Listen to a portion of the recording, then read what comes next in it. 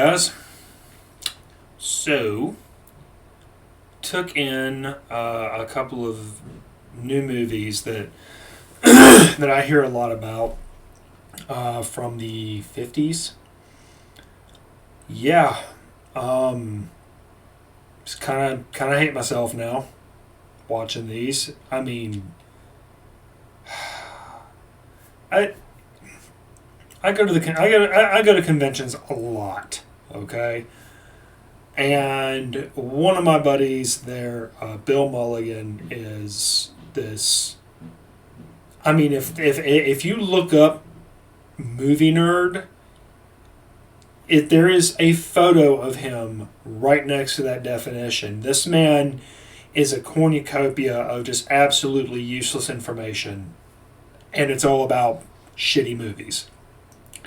So anytime he does, like a B movie panel or something like that, I'm either on it or I crash it because I've seen a fair number myself. Thank you, Dad, because I was raised on this shit. And I'm always finding out about new movies. And a couple of movies that Bill's always talking about, one of them is called The Manster.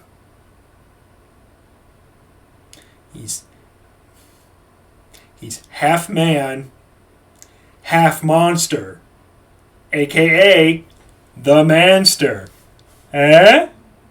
Eh?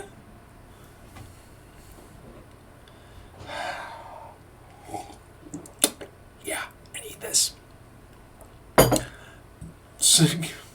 Damn you, Bill. Damn you. Okay, so had two directors. It had George P. Breakston, who did Women and the Hunter and Geisha Girl. And then you had Kenneth G. Crane. He was the guy responsible for Half Human and Monster from Hell. None of these are award-winning films. If you've seen any of this schlock, you know what you're in for. The minute you crank Manster up on streaming. I watched it on Tubi, which has turned out to be just a treasure trove of crap cinema from across the generations. This is where I saw Samurai Cop. This is where I watched Suspiria. Not saying Suspiria is crap cinema. Not saying it's bad. It's just obscure. And Tubi's a good spot to find that stuff. So, Peter Delaney plays a guy named Larry Stanford. He's a foreign contact support. He's from the United States. He's in China. Japan. So sorry. And he's a reporter out there. And the last story that he's supposed to do before he heads back home to be with his wife is an interview with Dr. Suzuki. Insert jokes here. He's played by Tetsu Nakamura, who, it really kind of shows how far we had come from King Kong to the 50s when the Asian guy in the script isn't just playing full-on stereotype, broken English and all. They actually did a really good job. And Dr. Suzuki and his assistant, Tara, played by Terry Zimmerman, I'll get to that in a minute, he's working on these experiments, basically trying to create a new species. He infected his brother with it, turned him into a creature, had to kill him. He's got his wife mutated out, locked in a cage. And Larry walks in, and Dr. Suzuki's thinking, perfect specimen. So he drugs him, injects him with a serum, sends him on his way. And so Larry starts to kind of go through a change. He really doesn't give a shit about his wife. She's played by Jane Hilton. Her name's Linda. Linda's really whiny. I mean, like, I'm trying not to crack on the wives and the women in the film too much, considering the position she's in. Because Larry's a dick. Like, even before he starts going into, like, Dr. Jekyll, Mr. Hyde mode, which, to be frank, this story is kind of a retelling of that, if you will, in a way. But even when he's not, Larry's a dick. He's condescending to Linda. He's always flirting with other women, seeing how far he can go, though he'll never cheat because he loves his wife. Talks to his supervisor like the guy's trash. And I mean, it's back in the 50s, so of course everybody had to have that Baca voice because that's what they wanted to hear in film. You know, I don't, of course, then again, nowadays everybody has to have a Midwestern accent.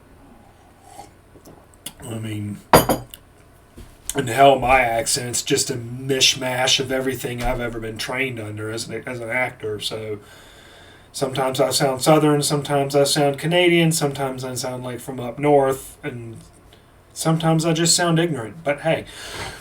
So anyway, Larry goes back to the city. He starts carousing and drinking, and he starts to change and ends up growing an eyeball on his shoulder. And his hand mutates out, and he starts killing people. He starts just randomly out at night. He kills a Buddhist monk, kills some woman out in the street for no apparent reason. Like, no apparent reason. And eventually, he gets this, like, grotesque face and grows a second grotesque face. So now he's got two heads. And Dr. Suzuki's just eating this up. He thinks this is fantastic. Okay, I mean, you know, what isn't there to celebrate about a gigantic growth with intelligence sprouting out of your shoulder? But hey, who am I to judge? So Larry ends up, by the time it's said and done, this pans out exactly how you think it's going to pan out. He ends up going after Dr. Suzuki, meets him on the mountain, kills off Suzuki, and ends up splitting apart from his evil half. So now we've got good Larry back. Or at least as good as he can get.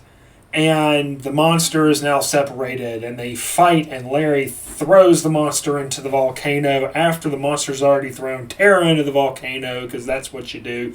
Because we can't just have a volcano in a movie. It has to always be erupting. Even if it's like dormant, it's erupting. So, because, you know, volcano and movie.